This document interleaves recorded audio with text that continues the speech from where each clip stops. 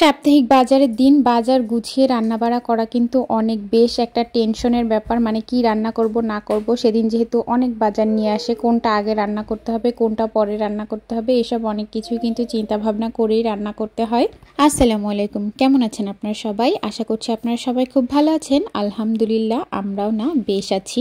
আর এই তো প্রত্যেক দিনের মতো নতুন আর একটা ব্লগ নিয়ে আপনাদের সামনে হাজির হয়েছি। আশা করছি ভিডিওটি আপনাদের খুব ভালো লাগবে। এদিক থেকে আপনাদের ভাইয়া বাজার নিয়ে আসছে, প্রায় এক সপ্তাহ চলার মতো বাজারই প্রত্যেক রবিবার করেই ও নিয়ে আসে। আর এটা কিন্তু রবিবার দিনের একটা ব্লগ আপনাদের সাথে শেয়ার করছি। আর এই তো এদিক থেকে হচ্ছে আপনাদের ভাইয়া কলা নিয়ে এসেছিল, আর এদিক থেকে একটা লাউ এনেছে আর একটা চাল কুমড়া এনেছে। লাউ আর চাল কুমড়া একসাথে আনলে আমার খুব রাগ হয় আর কি, মানে কোনটা রেখে কোনটা আগে রান্না করব, কারণ দুইটা জিনিসই যেহেতু বাসায় থাকলে কিন্তু একদম বাড়তি হয়ে যায়।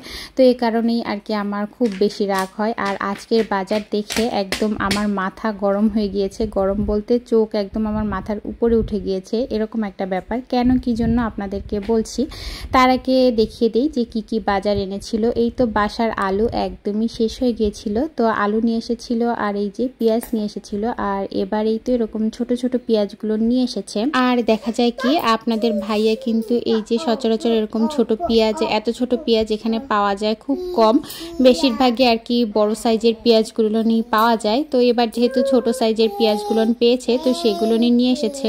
আর জানেন তো এই ছোট সাইজের পেঁয়াজগুলো না খুব বেশি আর কি ঝাঁজ হয়, মানে অল্প পেঁয়াজ দিলেই দেখা যায় হয়ে যায় তরকারিতে, খুব বেশি পেঁয়াজের দরকার হয় না। এদিক থেকে এই তো আম নিয়ে এসেছে, সেটা তো দেখালামই কত আম নিয়ে এসেছে। আর এই যে দেখেন এখন হচ্ছে টমেটো নিয়ে এসেছে, আর হচ্ছে শসা নিয়ে এসেছে।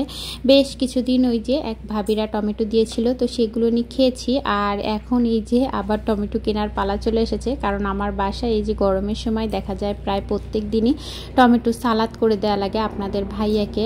আর তেমন কোনো শাক পায়নি, তবে আমার খুব ওই যে কুমড়া পাতা শাক খেতে খুব ইচ্ছা করছে, তো বলেছিলাম, তবে একদমই কুমড়া পাতা শাক পায়নি আপনাদের ভাইয়া।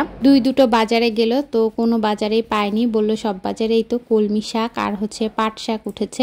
তো তার ভিতর থেকে কলমি শাকটা আবার আমার আয়াত মাশাল্লাহ খুব ভালো খায় আর কি, একটু রান্না করে দিলে। তো বললাম যে ঠিক আছে তাহলে কলমি শাকটাই নিয়ে এসো। তো এই তো সে কলমি শাকও নিয়ে এসেছে।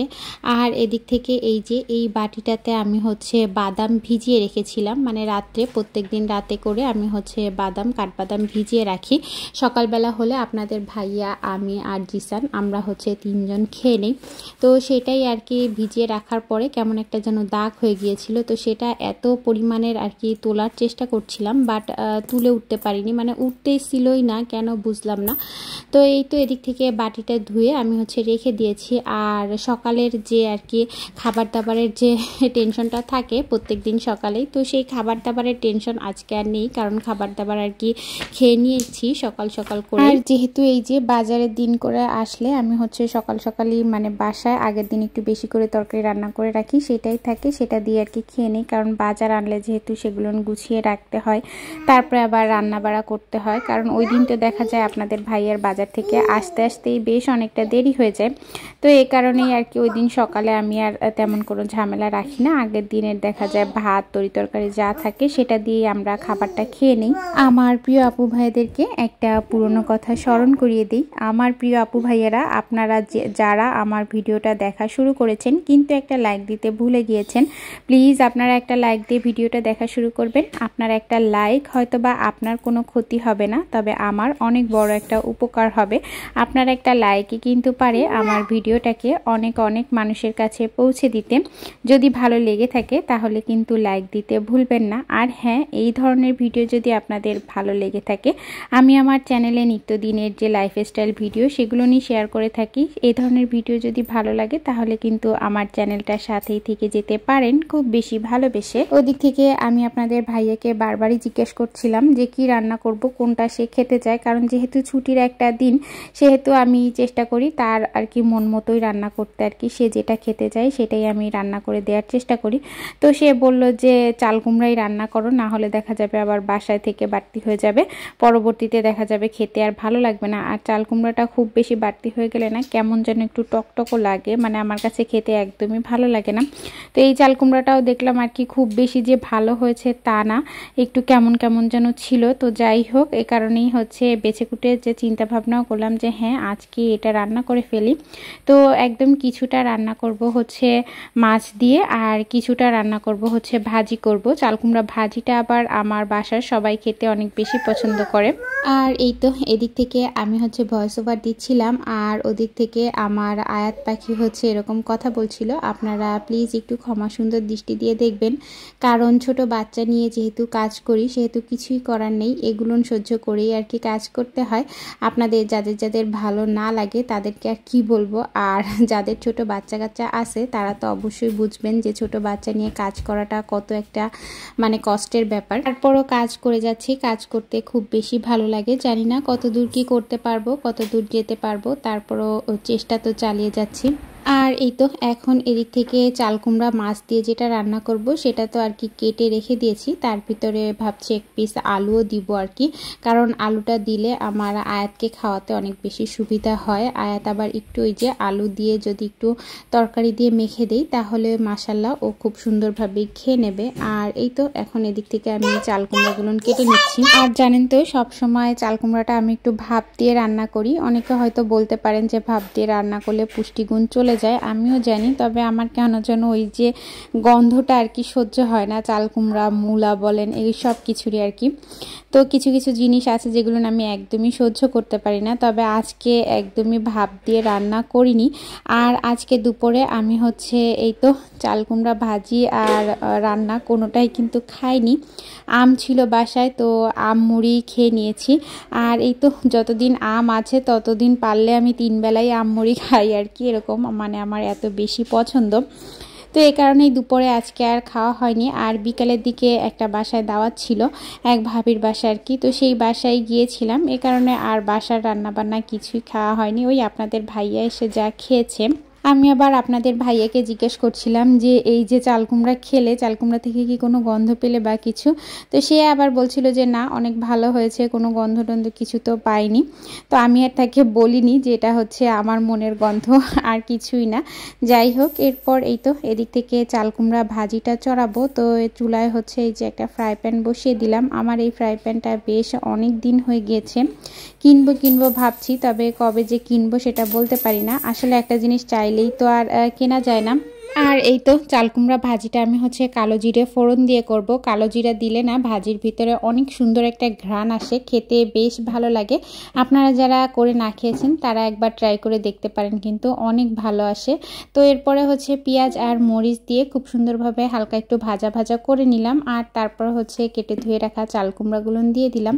আর এরপরে দিয়ে দিলাম হচ্ছে পরিমাণ মতো একটু হলুদের গুঁড়া, আর হচ্ছে পরিমাণ মতো একটু লবণ দিয়ে খুব ভালো করে আমি হচ্ছে এটাকে মিশিয়ে দিচ্ছি আর কি সব কিছুর সাথে। এরপরে একদম ঢাকা চাপা দিয়ে সুন্দরভাবে আস্তে আস্তে রান্নাগুলো করে ফেলবো আর কি। তো এই তো ঢাকনা দিয়ে দিয়েছি। আর এখন ওদিক থেকে হচ্ছে অন্য যে তরকারিটা করব, তো সেই তরকারিটাও আর কি চড়িয়ে দিব। আমি আসলে অনেক বেশি তাড়াহুড়া করছিলাম, কারণ আয়াত আসলে অনেক বেশি কান্নাকাটি করছিল। তো আমি চিন্তা করছিলাম ওদের আব্বু আসার আগে আমি হচ্ছে রান্নাবান্না করে উঠতে পারলেই আর কি একদম বাঁচি, এরকম একটা অবস্থা। কারণ তারও তো এসে ক্ষুধা লাগবে, তাকে তো তার সামনে খাবারটা তো দিতেই হবে। আর এদিক থেকে হয়েছে কি, আপনাদের ভাইয়া গত বাজারের দিন হচ্ছে মাছ নিয়ে এসেছিল। এই বাজারে আর মাছ আনেনি, কারণ যেহেতু মাছ বাসায় ছিলই, এই কারণে আমি বলেছি শুধু শুধু ফ্রিজে রেখে লাভ নেই, তুমি এই বাজারের দিন আর মাছ এনো না, শুধু হচ্ছে সবজি টবজি এগুলো নিয়ে এনো। ও আপনাদেরকে তো একটা কথা বলতে ভুলেই গিয়েছি, এই যে বলছিলাম না যে বাজার দেখে আমার হচ্ছে একদম চোখ কপালে উঠে গিয়েছে। তার কারণ কি বলেন তো, এত আম নিয়ে এসেছে যে মানে আমি ভাবছি যে এত আম কিভাবে শেষ হবে, মানে অনেক আম নিয়ে এসেছে। কারণ যেহেতু এখন প্রতি সপ্তাহে বাজারে গেলেই আম উঠছে, তাহলে এত আম আনার কি দরকার ছিল। তো সেটা তো আপনারা দেখতেই পেলেন যে কতগুলো আম নিয়ে এসেছে। তো এই কারণেই আর কি আমার খুব খারাপ লাগছিল। তো তার সাথে একটু রাগারাগি করেছিলাম যে এত আম কেন নিয়ে এসেছো। তো সে বলল যে ছেলে মেয়ে খাবে, তুমি খাবে, সবাই যেহেতু পছন্দ করে এই কারণে বেশি করেই আম নিয়ে এসেছি। তবে আমগুলো একটু শক্ত শক্ত দেখেই এনেছিল, কয়েকদিন রেখে খাওয়া যাবে আর কি। ওই তো সে এরকমই করে, যখন দেখা যায় বলি যে এই জিনিসটা ভালো লাগছে, এই জিনিসটা ভালো, এই জিনিসটা খেতে ইচ্ছা করে, তখন যখন সেটা পায় তখন একদম মানে কি বলবো আর অনেক বেশি করে নিয়ে আসে। তো সেগুলো তো আর খেয়ে শেষ করা যায় না। তারপরে খাবারের জিনিস, টাকা দিয়ে কেনা জিনিস নষ্ট করতেও তো ভালো লাগে না। এখন কি আর করব, এনেছে যেহেতু। ওই যে বললাম না আজকে দুপুরে আমি একদমই ভাত খাইনি, এই আম মুড়ি খেয়েছি। তো ওই দিক থেকে জিসান বারবারই বলছিল যে আম্মু আমাকে আম দাও। তো আমি যেহেতু হাতের কাজগুলো সেরে তারপরে ওকে বলছিলাম যে হাতের কাজগুলো সেরে নেই, তারপরে তোমাকে আম দিব। এই ইউটিউব প্ল্যাটফর্মে এসে আমি আমার অনেক আপুদের মানে এত ভালো ভালো কমেন্ট পেয়েছি, আর তারা যে এত উৎসাহ দিয়ে কমেন্ট করে যে কি বলবো। পরবর্তীতে একটা ভিডিও তৈরি করতে অনেক বেশি ভালো লাগে। কখনো কোনো সময় যদি কোনো কিছুতে ভেঙে পড়েছি, সেটা যখন শেয়ার করেছি তখন আমার প্রিয় প্রিয় আপু ভাইয়েরা অনেক সুন্দর সুন্দর কমেন্ট করেছে, যেগুলো আসলে একদমই আমার মন ছুঁয়ে যায়। আমার প্রিয় প্রিয় আপুদেরকে জানাই অসংখ্য অসংখ্য ধন্যবাদ যে তোমরা আমার মন খারাপ থাকলে কোনো একটা কথা তোমাদের সাথে শেয়ার করলে তোমরা যে এত সুন্দর সলিউশন দাও আর এত সুন্দরভাবে সব কিছু বুঝিয়ে বলো যে আমার মনটা একদম ভরে যায়। আর তৎক্ষণাৎই আমি চেষ্টা করি যে না, আমার মনটা আর একদমই যেন খারাপ না লাগে, আমি সবসময় হাসি খুশি থাকবো, এরকম একটা ব্যাপার। যাই হোক, এই তো এদিক থেকে আমার হচ্ছে ভাজিটা হয়ে গিয়েছে। তো এখন হচ্ছে আমি নামিয়ে নিলাম। একদম দেখতেই তো পাচ্ছেন যে তেল একদম উঠে গিয়েছে। তো এভাবে একটু বেশি তেল দিয়ে রান্না করলে বেশ ভালোই লাগে ভাজিটা খেতে। আর এই তো এখন হচ্ছে আমি মাছটাও ভেজে নিব। আর ওদিক থেকে আমি হচ্ছে একটু আম কচলে নিলাম, ওই একটু দুধ দিয়ে হচ্ছে আয়াতকে খাইয়ে দিব। তো এই কারণেই নিলাম আর কি, যে আয়াত একটু খেয়ে নেবে, কারণ আয়াত মাশাল্লাহ এরকম যদি আম মুড়ি দুধ দিয়ে কচলে দিই বেশ পছন্দ করে আমার মেয়েটা খেতে। তো ওর জন্য আর কি একটু কচলে নিলাম। আর এই যে এখন এদিক থেকে মাছগুলো ভেজে নিচ্ছি, তবে কড়াইটা মনে হয় খুব বেশি গরম করা হয়নি, এ কারণেই আর কি আমার মাছগুলো লেগে যাচ্ছিল আজকে। কেন এমন হলো বুঝলাম না, তবে আমার মনে হচ্ছে যে যেহেতু খুব বেশি গরম করা হয়নি, তাড়াহুড়া করছিলাম, এই কারণে হয়তো বা এরকম হয়েছে। আর এই তো এখন হচ্ছে চাল কুমড়া দিয়ে যে আমি মাছটা রান্না করব সেটা চড়িয়ে দেব। আর ওদিক থেকে আমি হচ্ছে আয়াতের জন্য একটু বসিয়ে দিলাম, ভাবলাম যে থাক আয়াতের জন্য একদম একটু ঝাল ছাড়া আলাদা করে তরকারি রান্না করে দিই, এক পিস মাছ দিয়ে, তারপর হচ্ছে চাল কুমড়া আর একটু আলু দিয়ে, 2 পিস আলু দিয়ে হচ্ছে ওর তরকারিটা বসিয়ে দিয়েছি। তো এই তো এখন হচ্ছে খুব ভালো করে রেগুলার যে মশলাগুলো থাকে সেগুলো দিয়ে আমি হচ্ছে চাল কুমড়াটাকে ভালোভাবে একটু কষিয়ে নিয়ে তারপর হচ্ছে ঝোলের পানি দিয়ে ঝোলটা টেনে উঠলে আর কি নামিয়ে নেব। তো আজকে তো আপনাদের সাথে অনেক কিছুই শেয়ার করলাম। আমার প্রত্যেক সাপ্তাহিক যে একটা দিন থাকে বাজারের দিন, সেগুলো নিয়ে আপনাদের সাথে শেয়ার করলাম। আপনাদের ভিডিওর কোথায় কোন অংশ ভালো লেগেছে অবশ্যই কিন্তু জানাতে পারেন। আর আমার যদি কথায় কাজে কোথাও কোনো ভুল ত্রুটি হয়ে থাকে প্লিজ আপনারা ক্ষমা সুন্দর দৃষ্টি দিয়ে আমাকে দেখে মাফ করে দিবেন। সবাই ভালো থাকবেন। আল্লাহ হাফেজ।